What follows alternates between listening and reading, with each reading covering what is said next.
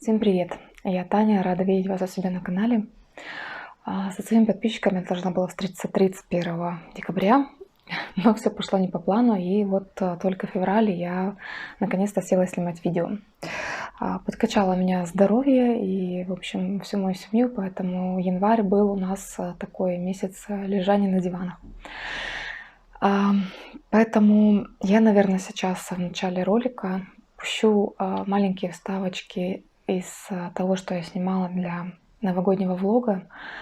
Вставлю, наверное, какую-то только маленькую часть, не буду снимать, не буду вставлять все, потому что тогда будет этот ролик слишком большой. В общем-то, маленькое поздравление с Новым годом и красивый-красивый вид над Енисеем. Привет всем! Сегодня отличная морозная погода, солнышко, небо голубое. Я хочу записать маленькие отрывки с прогулки, с природой. И таким образом у нас с вами получится новогодний влог. Надеюсь, и, честно говоря, у меня уже щеки замерзли, мне тяжело говорить. В общем, пойдемте искать что-нибудь интересное.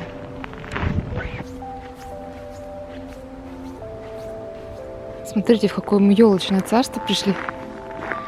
В Березняке здесь насажены сосны и елки. Березняк, потому что уже старый и валится весь. Зато много-много елочек здесь будет. Уже хорошо подросли. Вон какие красотки.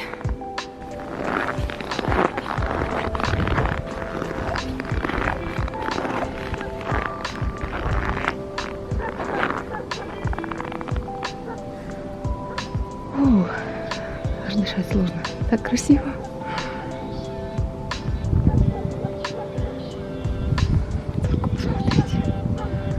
Это же волшебство. Ну вот и солнышко вышло. Девочки, мальчики, все, кто смотрит мой канал, я хочу вас поздравить с наступающим Новым годом и пожелать вам всего доброго, хорошего, приносящего вам радость. Давайте будем оставаться людьми, давайте будем добрее друг к другу. Ну и, конечно, так как мы тут многие рукодельницы, то новых совершений, новых красивых работ, чтобы ваше творчество вам приносило радость, удовлетворение, ну и, может быть, материальную составляющую тоже. С наступающим Новым годом! Ух!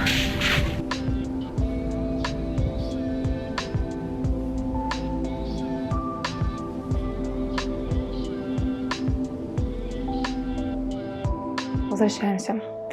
Итак, год начался, несмотря на то, что он был практически большую часть свою, которая прошла в горизонтальном состоянии, тем не менее, хотела что-то делать, когда уже стали появляться силы. И мне есть о чем рассказать сегодня и о вязании, и о вышивке, и даже есть 2 готовых работы, и даже в вышивке 2 готовых работы. В общем, много всего. Будет еще подарки. Вот, наверное, так. Давайте начнем с еще новогоднего. То, что хотелось, вернее, то, что я бы, конечно, даже уже не показала бы, если бы я выпустила 31 числа ролик. Но, в общем, давайте начнем с игрушки на елку. Помните, я вышивала игрушку. Вот такую. Это набор от, по-моему, МП Studio, если я не ошибаюсь.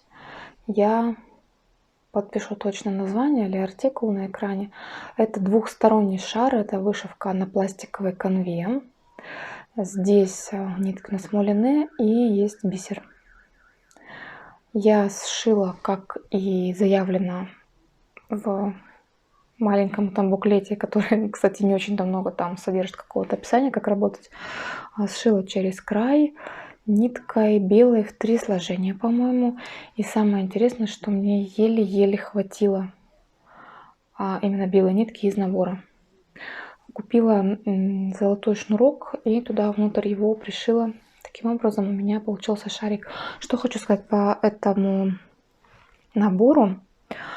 Вообще вышивать мне понравилось. Вышивать было интересно, но немного трудно. Пока я вышивала иглой, которая в наборе, она с довольно широким ушком, и проталкивать ее каждый раз через пластиковые дырки, ну такое себе. Я бы посоветовала сюда взять чуть меньше номер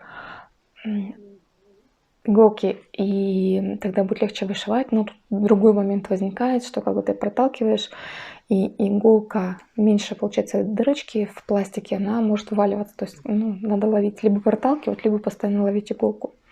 Очень понравилось мне вышивать здесь бисером.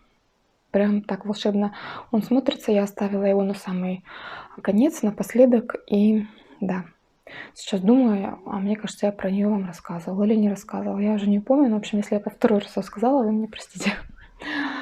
А что еще хотела сказать? В наборе схема символьная, но она сделана. Я не нашла бумажку, мне кажется, я выкинула уже сам этот набор.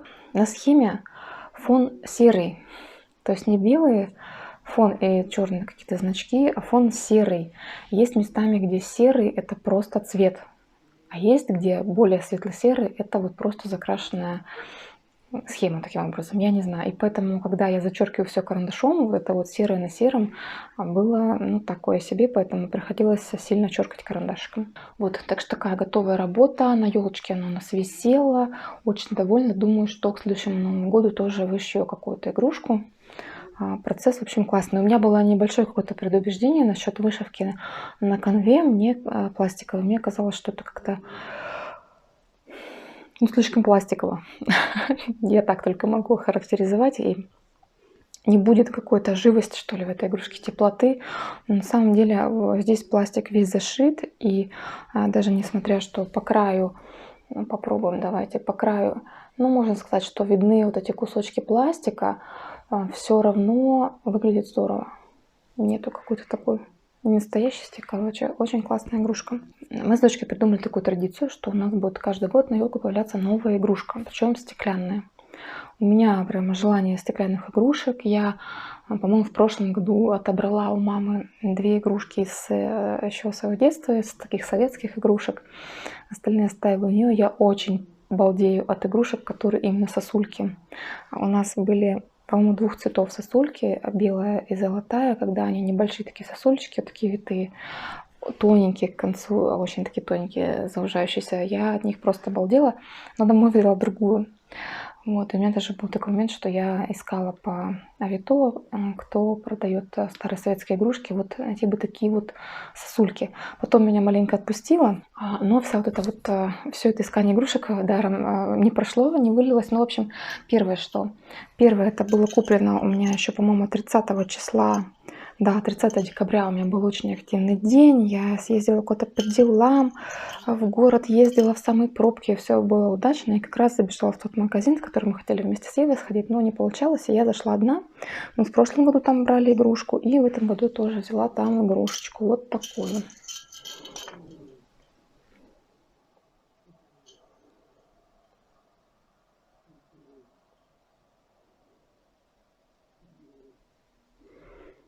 Очень хороший шарик. Значит, это у нас вот то, что в коллекцию пошло. И дальше эта покупка была уже в январе. Это уже когда я более-менее пришла в себя после болезни. И вот Инстаграм мне выдал в рекламу это. По-моему, Инстаграм. И, в общем, это было просто вот как бы любовь с первого взгляда. Я не могла не купить. Оставлю в Инстаграме, по-моему, называется Santa Toys. Интернет-магазин у них есть, у них там стеклянные игрушки, Польша, Россия, еще кто-то. В общем, очень классные игрушки, знаете. Иногда в магазинах продают такой вот, ну, какой-то вот в масс-маркете так себе игрушка, а тут прям каждая игрушка произведение искусства. Но и стоят они, конечно, соответствующие. И, в общем, когда я видела вот это, ну, без вариантов, просто без вариантов, мне нужно было это купить. Это польское производство, по-моему, польское, не чешское. Стеклянный клубок со спицами. Спицы деревянные, видимо, знаете, как кусочек зубочисток. Нет, потолще.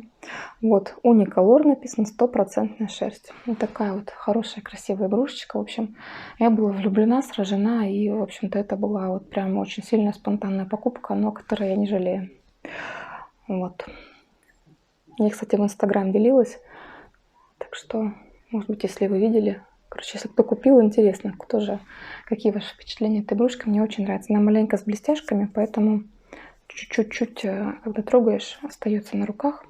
Вот, доставили очень быстро, хорошо упаковано. В общем, я в восторге. Вот, на этом, наверное, новогоднее можно почти закончить. Так, что же вам сделать дальше или нет? Давайте новогоднее еще продолжим. Собственно, подарочки из-под елки. Сейчас я попытаюсь не уронить свой телефон, который записывает на диктофон звук. Пошуршу.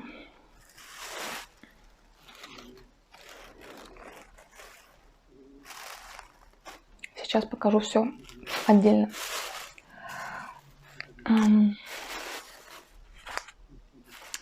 Так, значит, это мои подарочки новогодние под елочку от мужа в местном магазине. Забыла я опять его название. В общем, я как-то вам про него говорила в предыдущих роликах. Я там покупала пряжу на подарок в Тайном Санте. В Тайном Санте девочка, кстати, получила мой подарок, но она открыла его только на Старый Новый год. И тогда уже меня упомянула в сторис, что она его открыла. В общем, так здорово и хорошо. Я рада, что все дошло, и все в порядке. То я переживала маленько, потому что никакой реакции не было обратной. Так, значит, что я купила? По-моему, это 7 мотков синей пряжи. Ну, я бы сказала, она, в общем-то, наверное, адекватно отражается у вас. Что это? Это Sadness Garn Perfect Super Wash. Так, 50 грамм, 100 метров, 80 шерсть и 20 нейлон. Толстенькая пряжа.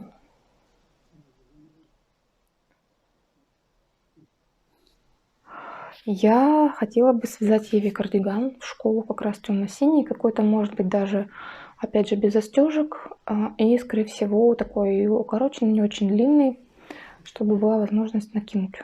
В общем, простой базовый какой-то кардиган. По-моему, 7 мотков, 350 грамм, я думаю, мне должно хватить. Я вам не сказала вот этот цвет. Сейчас скажу. Синий. 60-62. Так, следующая пряжа. Вот такого красивого, пусть будет сиреневый оттенок. Это Infinity Design Cotton Linen. 53 коттон, 33 вискоза, 14 лен, 50 грамм, 125 метров. Это цвет 50-52.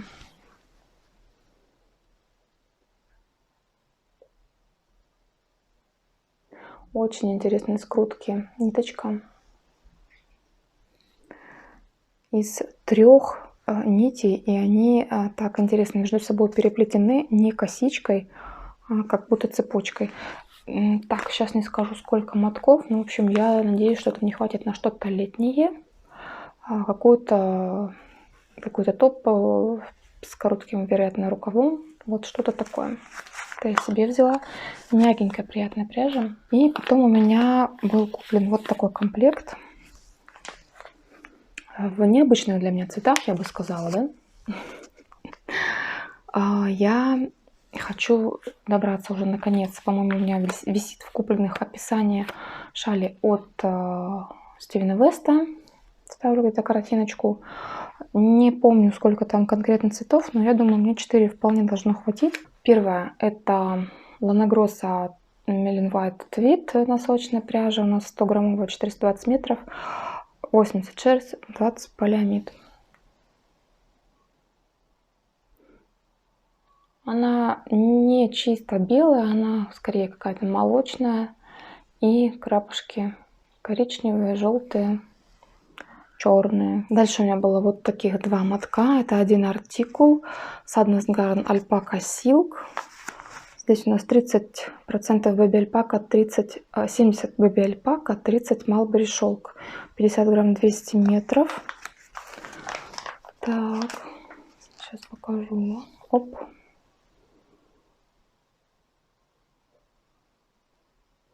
Вот этот более приглушенный цвет, сейчас он слишком яркий, он однотонный, а вот коричневый он маленько меланж, чуть-чуть. Приятная ниточка, очень шелковистая. И коричневый цвет 3062, а второй вот этот зелененький приятный 2153. По одному мотку и еще один моток. Хотелось чего-то зеленого, такого, может быть, знаете, темного. Бутылочное стекло, что-то такое прям очень сочное, но, к сожалению, в нужном метраже не было. И все, что я вот смогла подобрать, хотя тоже по метражу оно не особо подошло, оно чуть толще. Это Lana Grossa Ecopuna Tweed, зелененькие. Значит, что у нас это? Что у нас это? Сейчас скажу. 60% хлопок, 14 альпака, 10 меринос и 16 полиэстер, 50 грамм, 160 метров. То есть все вот эти у меня это 50 грамм 200 метров идут, да, а это 50 грамм 160 метров. Ну, небольшое отличие, я не думаю, что будет какая-то проблема в этом, но посмотрите, какой цвет. Какие крапушки. Они здесь голубые, какие-то розово-оранжевые, синие, белые, светло-зеленые. В общем, очень классно. Этот цвет, сейчас скажу, какой, 305. Вот, так что вот из этого хочется комплектом мне связать какую-то интересную шаль. Надеюсь, по цвету мне подойдет. В общем, экспериментируем. А то у меня все какое-то сиреневое, фиолетовое, серое. Так, с пряжей все. На этом новогодние дела у нас заканчиваются. Перетекаем в январь. Когда уже у меня дело шло к выздоровлению, ну, в общем, мы все переболели модной болезнью, и состояние слабости было довольно долго. Я понимаю, что делать вроде особо ничего не могу, и лежу все время. Я маленько кашляю иногда за кадром, и если увидите у меня какие-то такие странные глаза, я аж до слез практически закашлялась. Не пугайтесь, все нормально. Так, значит, я взялась за вышивку. Я подумала, надо мне как-то скрасить свое горизонтальное существование и чем-то заняться. И вышивка оказалась идеальным вариантом. Я покажу сейчас, что у меня есть на данный момент. Я прошу меня простить за то, что я это не отутюжила, потому что собралась довольно резко снимать и решила, что если не сейчас, то никогда. Я довышивала весь фонарь, и у меня остался только бэкстич.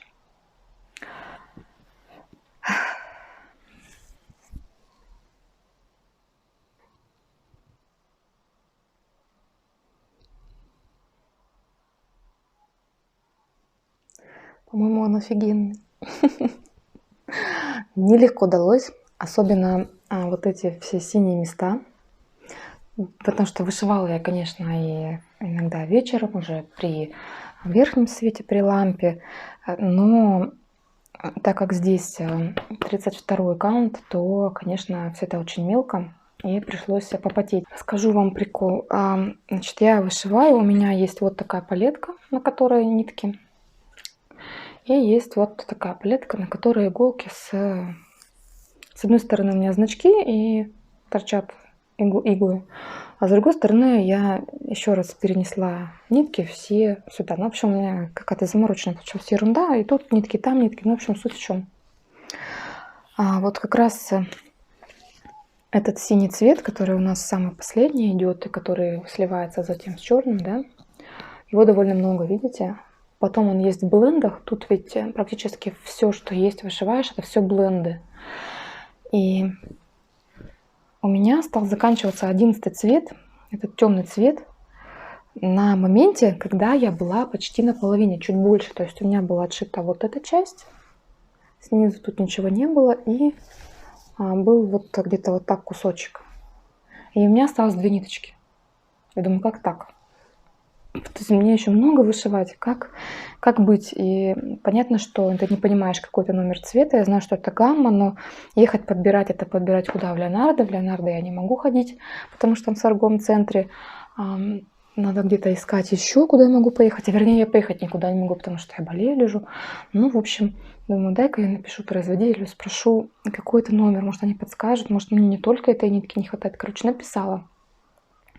В Инстаграме они мне ответили не сразу, и то переслали на почту написать. Ну, я уже до этого написала им на почту, говорю, так и так. Они написали, что мы, к сожалению, все, конечно, цвета вам не можем сказать, соответствие какое, но вот этот 11-й цвет они мне номер сказали. Но я успокоилась, думаю, ладно, значит, когда смогу выходить из дома, я съезжу и, значит, найду этот цвет. И тут в какой-то, значит, момент, знаете, вот когда ничего не предвещало, вдруг на меня находит озарение, что когда я перевешивала, вернее, когда нитки уже были здесь, я доставала из пакета набор. В пакете еще валялись отдельно, еще отдельно большая пасма. То есть я одну топазу вот запихнула сюда и по ней вышивала, ее вышивала. А вторая так осталась лежать в пакете. И я вспомнила про это вот внезапно. То есть, ну, как бы память моя это капец. И ура, все, у меня, видите, даже еще осталась целая куча. То есть нитки еще есть, но я еще бэкстич не вышла. Все закончилось хорошо. Вот.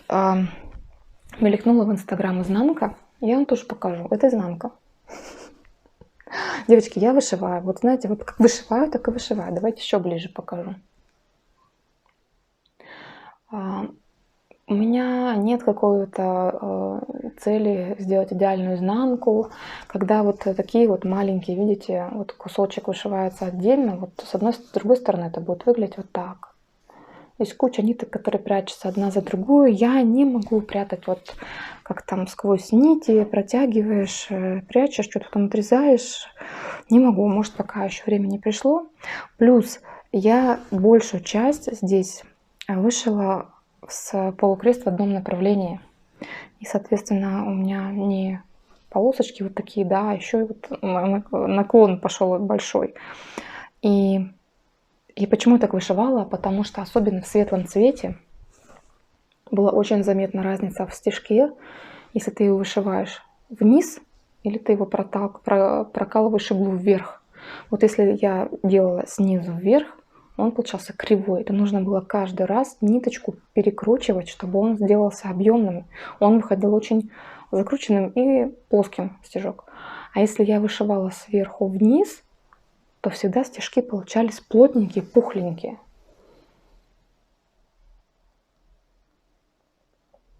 Особенно на светлых нитках. Вот дальше, когда уже пошла темная нить, вот эта синяя, бленд с синим, уже было проще. И тут я много где вышивала в направлениях, ну, то есть, как бы, чтобы у нас на изнанке были полосочки, да, ровные. То есть и так, и сверху, и снизу. Ну вот, короче говоря. Вот это у нас будет раз, да, помните?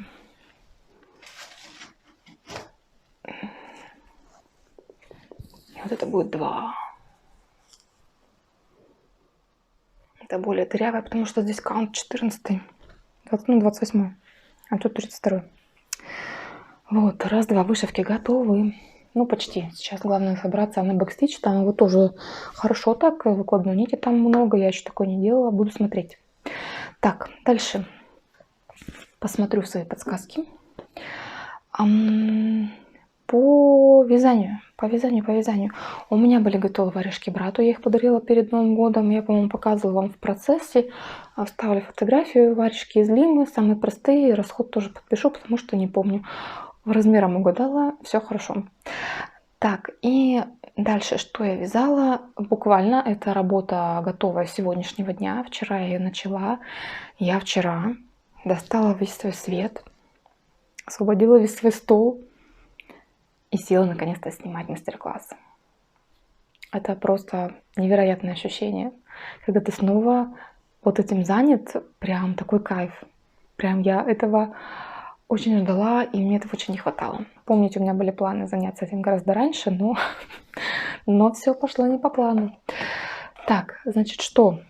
То, что я связала, оно мокрое. Я, конечно, сначала постирала, потом начала видео снимать. Значит, это маленький платок из пряжи, которую я получила от Тайного Санты. Это пряжа троицкая Фиджи.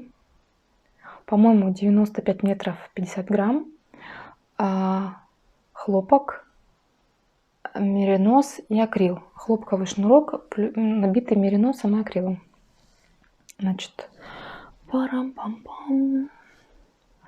Вот такая небольшая шалечка получилась. Мокрая совсем. Я надеюсь, она чуть потянулась во время мытья. Я надеюсь, так она и останется. Значит, девочки, что я сюда присоединила для большей красоты, пуха и прочего. У меня был остаток, взялось это все комплект к Еве, да, голубые шапки. Там был у меня мохер от Лана Гросса, Silk Hair Lusa, мохер с